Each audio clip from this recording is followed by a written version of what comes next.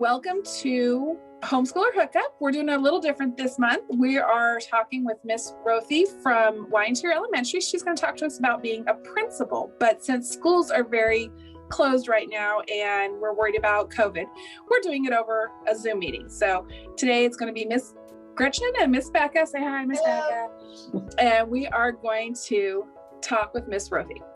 Mrs. Rothy, thank you for joining us. We appreciate it. Can you let us know what your job is? What do you do? Well, I always tell the kids when I visit with them at the beginning of the year, I just have two things that I have to do. One is make sure everybody's safe and make sure everybody is learning. Now, underneath those things come an awful lot of things. This year, we've done an awful lot of safety with COVID.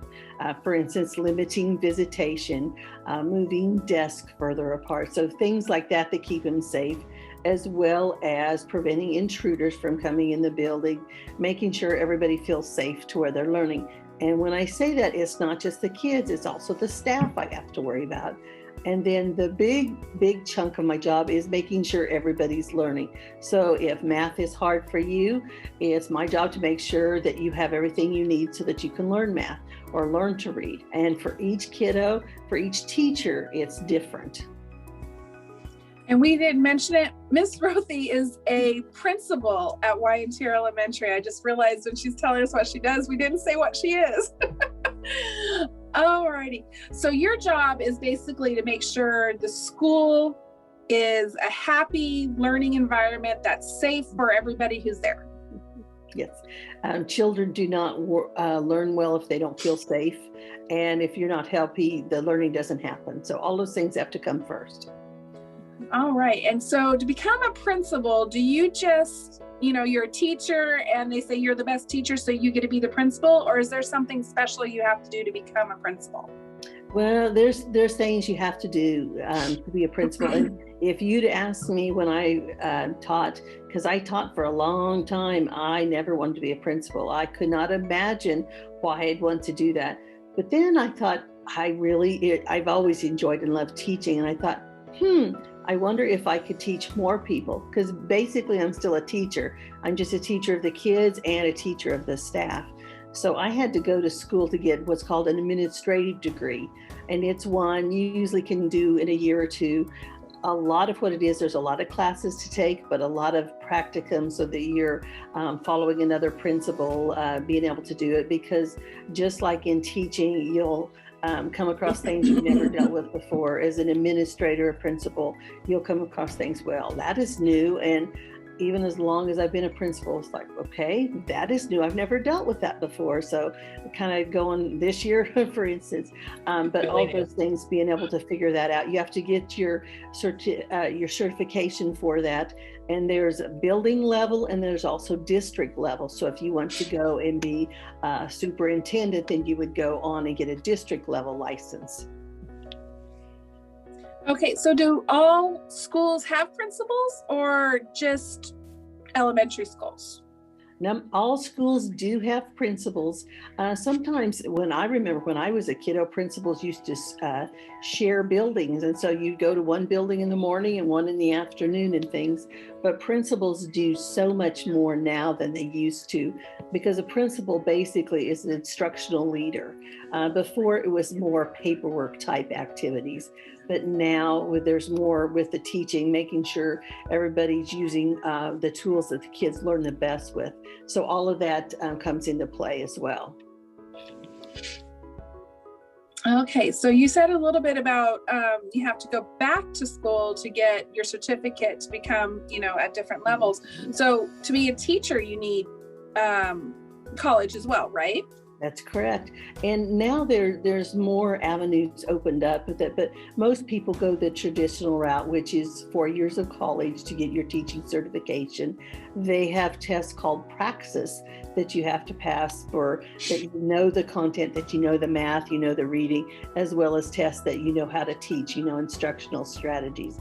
So you have those to do. They also have, like WSU now has what's called a TAP program, which is for paraprofessionals professionals that they're going and working in the schools, and they can work through doing that and using some of their experiences, and then come in without being certified and then earn that certification. So there are other ways.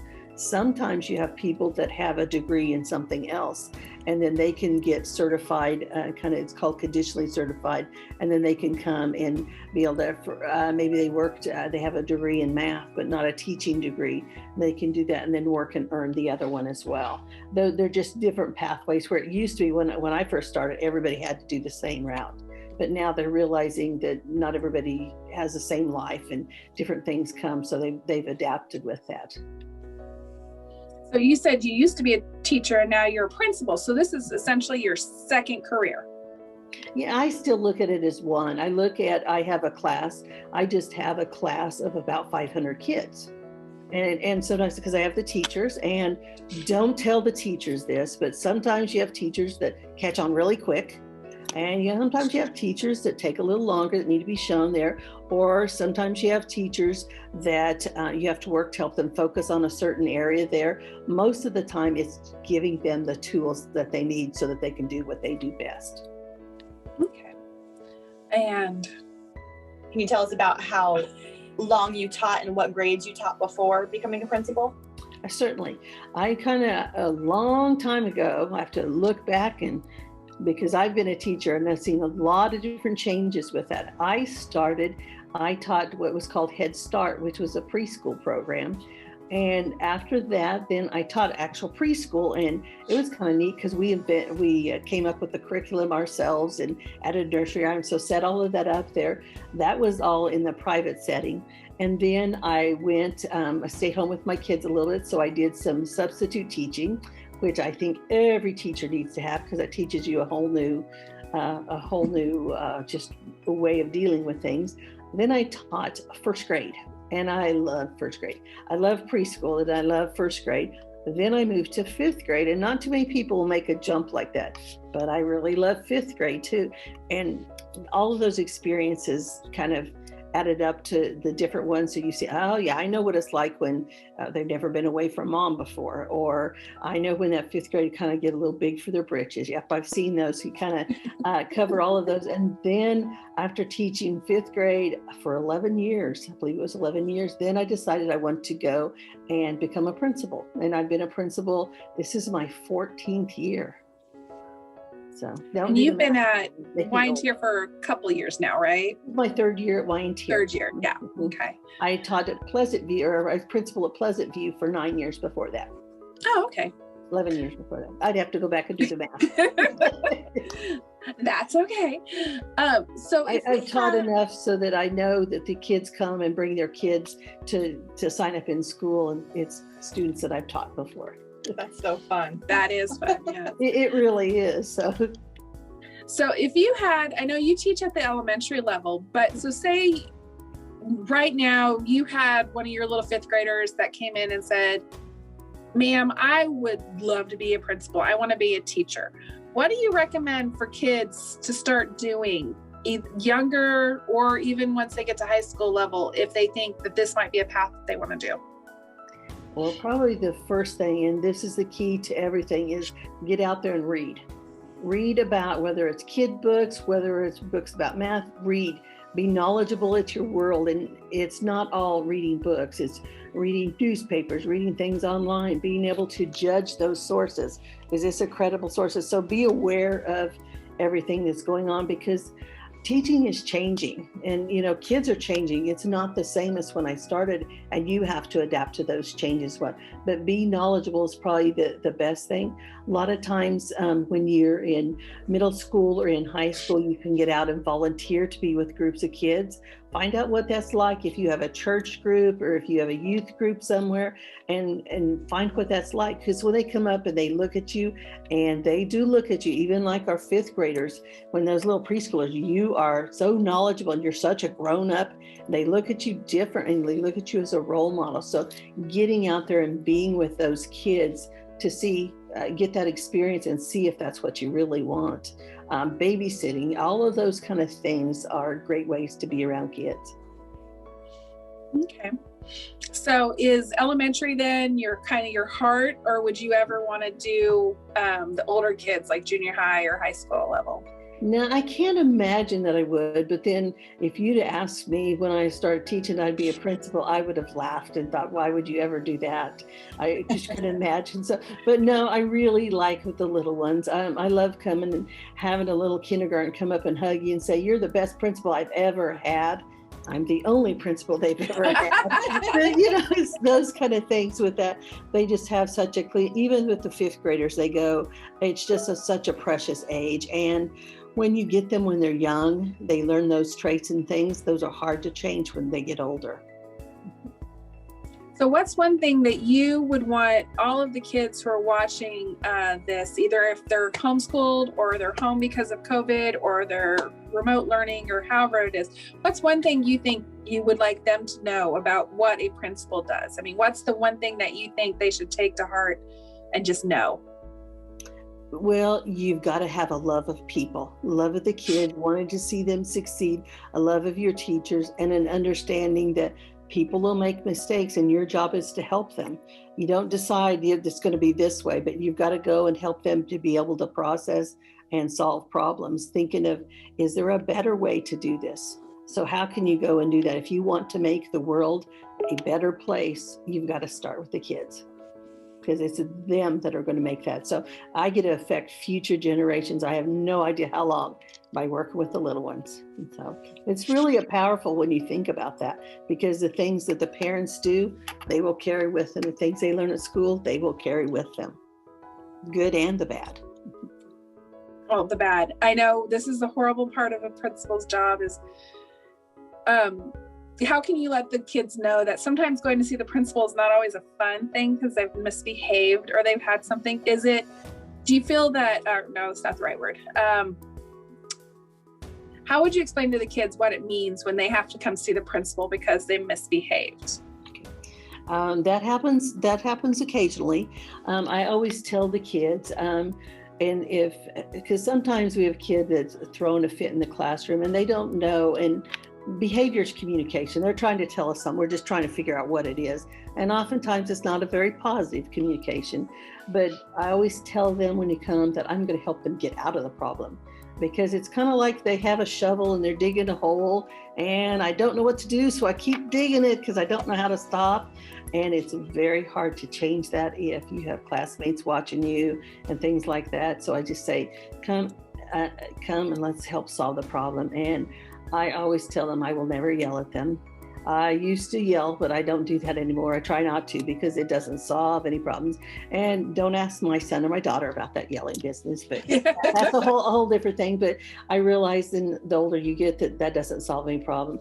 When they come into my office, and what we do first is nothing. I will leave them alone, because when you're upset, you need time to be able to get yourself together, to stop and to breathe before you solve the problem. And then once you're ready, then we'll talk about what it is and what needs to happen. And the kiddos usually know it, but they need that time. But when you're in the heat of the moment, you never know that. So I like to let the kids know that I'm here to help them solve their problems. I can't do it, but I can help them talk through what to do. And usually the kid will go, yeah, I kind of made a mess in there, didn't I? Yeah. What do you think? Well, first of all, what happened? I really don't know. Or sometimes it was I was hungry, or something like that. Well, I can help solve those problems. And sometimes it was I knew I shouldn't have said that, but once I started to do that. And sometimes you have kids that come in and they say this word, well, I have anger issues. And I say, that's okay, we all do.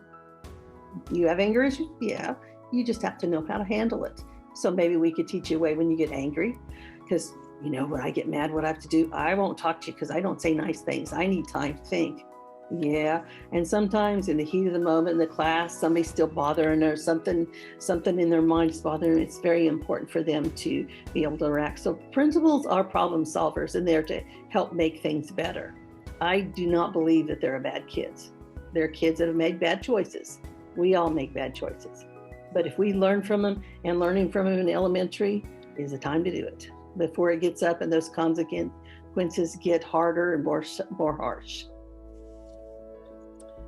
Okay, so we always ask our interviewees Mhm. what is their favorite thing about their job. What do you just absolutely geek about being a principal?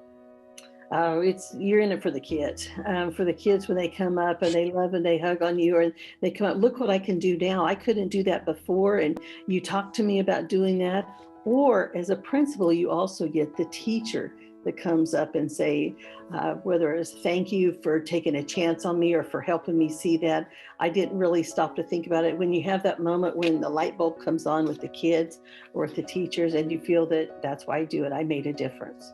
And you have no idea how far ahead that difference goes.